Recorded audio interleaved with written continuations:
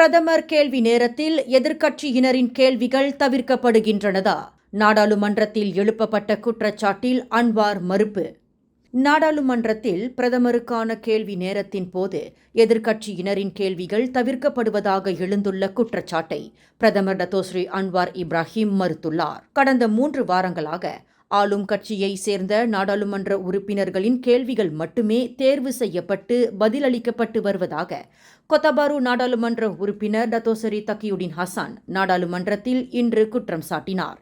நிர்ணயிக்கப்பட்ட நேர வரம்பிற்குள் தாங்கள் கேள்விகளை சமர்ப்பித்தும் கூட எதிர்க்கட்சியினரின் ஒரு கேள்வி கூட தேர்வு செய்யப்படுவதில்லை என்றும் தக்கியுடின் ஹசான் தெரிவித்தார். இதனையடுத்து அதற்கு விளக்கமளித்த அன்வார் தான் எந்த ஒரு கேள்வியையும் தவிர்க்கவில்லை என்றும் சபாநாயகர் தேர்வு செய்யும் கேள்விகளுக்கு உடன்பட்டு பதிலளிப்பதாகவும் தெரிவித்துள்ளார்.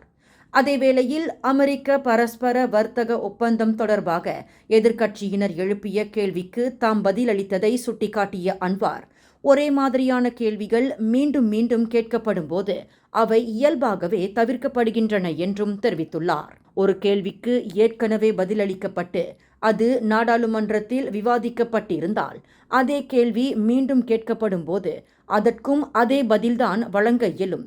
எனவே தான் சபாநாயகரின் முடிவை ஏற்றுக்கொண்டு பதிலளிப்பதாகவும் அன்வார் தெரிவித்துள்ளார். மேலும் செய்திகளை தெரிந்து கொள்ள கீழே இருக்கும் பெல் பட்டனை அழுத்துங்கள். உங்கள் மகிழ்ச்சியை வெளிப்படுத்த லைக் மற்றும் ஷேர் செய்யுங்கள். தொடர்ந்து திசைகளோடு இணைந்திருக்க சப்ஸ்கிரைப் செய்யுங்கள்.